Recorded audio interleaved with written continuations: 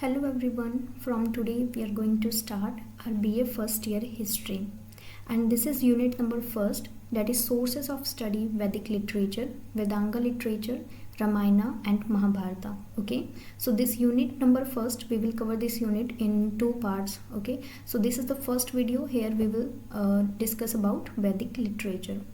Now what is वैदिक literature होता है? वैदिक लिटरेचर संस्कृत के अंदर लिखी गई थी.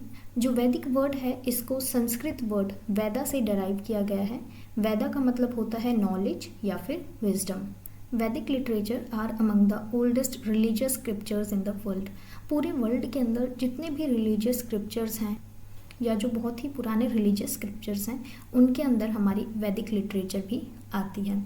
ओके और वैदिक लिटरेचर को दो मेन टाइप्स के अंदर डिवाइड किया गया है. First is Shruti literature and second is Smriti literature. हम इन दोनों लिटरेचर को डिटेल में डिस्कस करेंगे. ओके और वैदिक लिटरेचर के बारे में मैं आपको और इन्फॉर्मेशन बताती हूँ. जैसे कि देखो वैदिक लिटरेचर बहुत ज़्यादा इंपॉर्टेंट है हमारे लिए, क्योंकि ये हमें उस टाइम के सोशल, पॉलिटिकल और फाइनेंशियल सिचुएशंस के बारे में बताती है.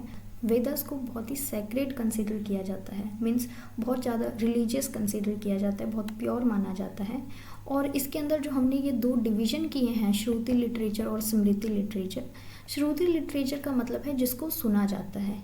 ओके श्रुति लिटरेचर अपने अनडाउटफुल ट्रुथ्स के लिए जानी जाती है. ओके और वहीं पर देखो श्रुति लिटरेचर के अंदर हम वेदास को पढ़ेंगे. वेदास जैसे कि ऋग्वेदा है और इसके अलावा यजुर्वेद, सामवेद, अथर्ववेद. ठीक है, इसके अलावा श्रुति लिटरेचर के अंदर हमारे उपनिषद आते हैं, ब्राह्मणास आते हैं. ओके वहीं पर जो स्मृति लिटरेचर है, स्मृति लिटरेचर के अंदर हमें बहुत सारे पुराण्स देखने को मिलते हैं, तंत्रास या इतिहास. ये सब स्मृति वैदिक लिटरेचर का पार्ट है. ठीक है, सो हम स्टार्ट करेंगे श्रुति लिटरेचर से. श्रुति लिटरेचर के अंदर हम सबसे पहले वेदास के बारे में पढ़ेंगे. वेदास बहुत ज़्यादा पुराने टेक्स्ट हैं. ओके और इसके अंदर हमारी रिलीजन की कोर हिस्ट्री के बारे में हमें पता चलता है. वेदास हमारे 4 हैं, सभी जानते हैं, हमने अपनी 11th-12th के अंदर पढ़ा था. ऋग्वेदा, यजुर्वेद, सामवेद, अथर्ववेद.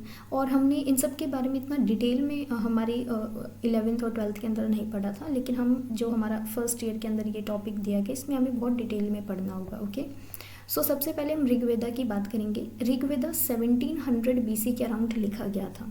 इसको बहुत ही ओल्डेस्ट और मोस्ट सिग्निफिकेंट वेदा माना जाता है. इन 4 वेदास के अंदर सबसे ज़्यादा इम्पॉर्टेंट और सबसे ओल्डेस्ट और सिग्निफिकेंट है ऋग्वेदा.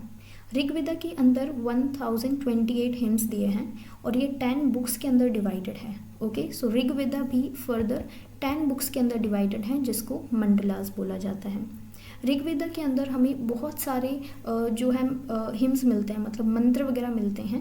ठीक है, जो कि इंद्र, अग्नि, विष्णु, रुद्र, वरुणा, इन सभी गॉड्स को डेडिकेटेड हैं. ठीक है, सो ये गॉड्स के आप नाम याद रखना, इंद्र, अग्नि, विष्णु, रुद्र और वरुणा, इन गॉड्स को डेडिकेटेड हैं. और जो हमारा बहुत ही फेमस गायत्री मंत्र है, ओके हम कई बार हमारी असेंबली में प्रेयर्स के अंदर हम गाते हैं गायत्री मंत्र, और पुरुषा सुक्ता, ये बहुत इंपॉर्टेंट है. ये दोनों भी ऋग्वेदा से ही लिए गए हैं. ठीक है, सो ऋग्वेदा के बारे में हम और थोड़ा सा डिटेल में देखेंगे, क्योंकि ये बहुत इंपॉर्टेंट टॉपिक है. सो इसको ओल्डेस्ट टेक्स्ट कंसिडर किया जाता है किसी भी इंडो यूरोपियन लैंग्वेज का. ओके सो इसका ओरिजिन हमने देख लिया, 1700 BC के अराउंड इसका ओरिजिन था.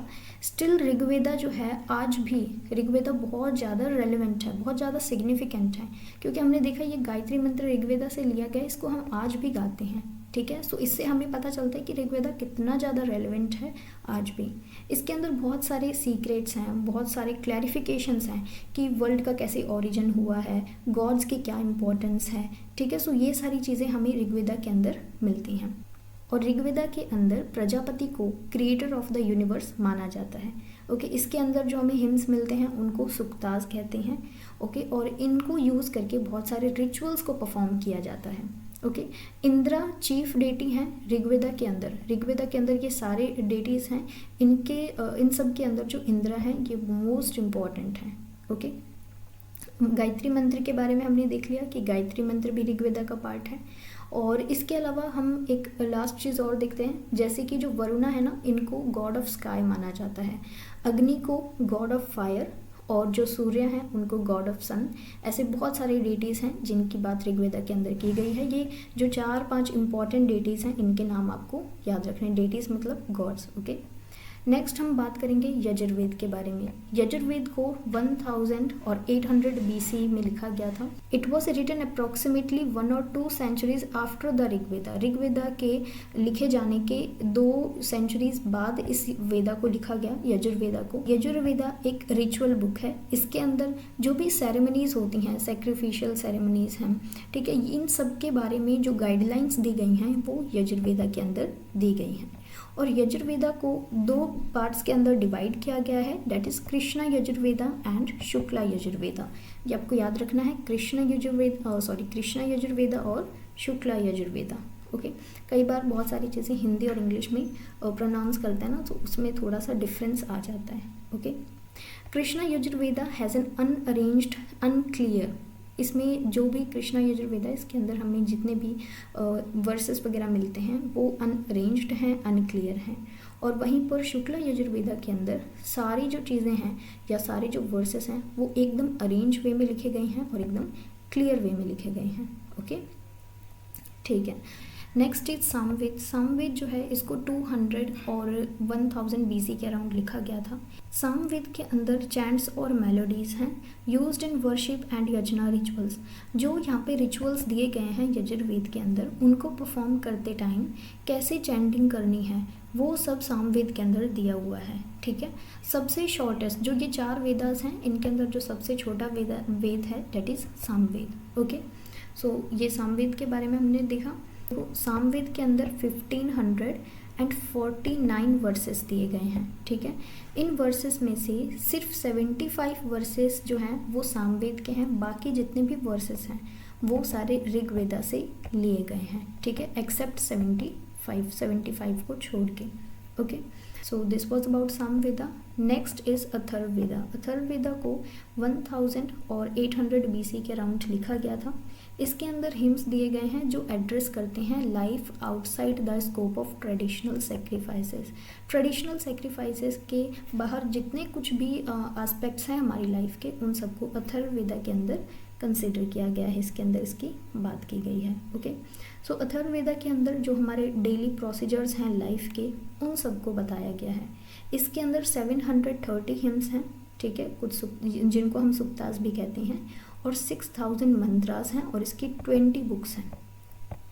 ओके, और ये जो 20 बुक्स हैं वो अरेंज किया गया है, जो इसके अंदर हिम्स दिए गए हैं ना उनकी लेंथ के बेसिस पे इनको अरेंज किया गया है। ओके, सो सामवेदा के अंदर जो हिम्स वगैरह हैं इन सबको बोरो किया गया है ऋग्वेदा से। ठीक है, और कुछ जो हैं वो अथर्ववेदा के अंदर हैं, जैसे कि यहाँ पे 75 जो हैं वर्सेस वो सिर्फ सामवेदा के हैं, बाकी ऋग्वेदा के हैं। उसी तरीके से इसके अंदर कुछ वर्सेस खुद अथर्ववेदा के हैं, बाकी ऋग्वेदा से लिए गए हैं। तो आप देख सकते हो कि ऋग्वेदा जो है वो सबसे ज़्यादा मोस्ट इम्पॉर्टेंट है। ठीक है, इसके अंदर हमें बहुत सारे डेटीज़ के बारे में पता चलता है। यजुर्वेदा के अंदर हमें सेक्रीफिशियल सेरेमनीज़ के बारे में पता चलता है।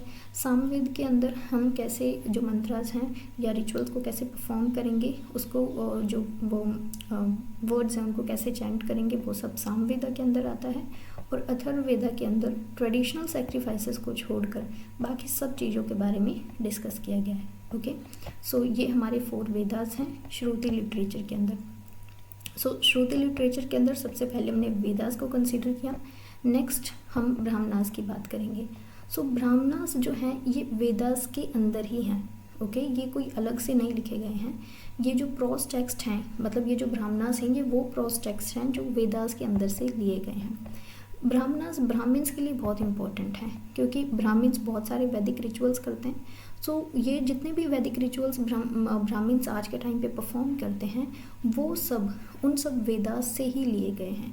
सो उनके बारे में जो इंस्ट्रक्शंस दी गई हैं वो इस ब्राह्मणास के अंदर दी गई हैं। सो ये ब्राह्मण्स के लिए ब्राह्मणास बहुत ज़्यादा इम्पॉर्टेंट है।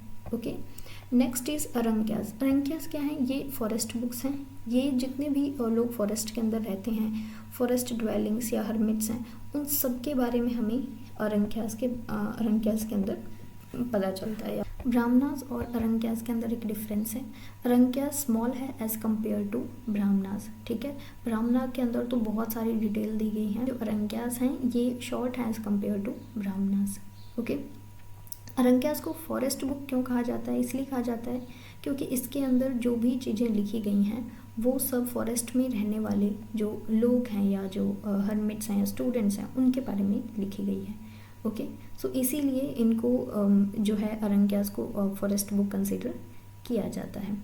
अरंक्यास का जो मेजर कंटेंट है उसके अंदर मेडिटेशन की बात की गई है, नॉलेज ऑफ ब्रीथ की बात की गई है, एंड अरंक्यास के अंदर ये बताया गया है कि कैसे यूनिवर्स का क्रिएशन होता है, सोल क्या है, बर्थ का साइकिल क्या है, डेथ क्या है, इन सब को बहुत ही सिंपल वे के अंदर एक्सप्लेन किया गया है, ओके। सो इसके अलावा इसमें बहुत ही अच्छे से ये डिस्क्राइब किया गया है कि सेक्रीफाइसेस क्या हैं, ब्रह्मा का कॉन्सेप्ट क्या है, ये सब अरंक्यास के अंदर हमें देखने को मिलता है या फिर हमें पढ़ने को मिलते हैं, okay. Next we talk about Upanishads. Upanishads explore profound philosophical concepts. इसके अंदर फिलोसफिकल कॉन्सेप्ट्स की बात की गई है, जैसे nature of reality and the self. Self को यहाँ पे आत्मा कहा गया है। रीबर्थ और डेथ का कॉन्सेप्ट भी इसी के अंदर दिया गया है।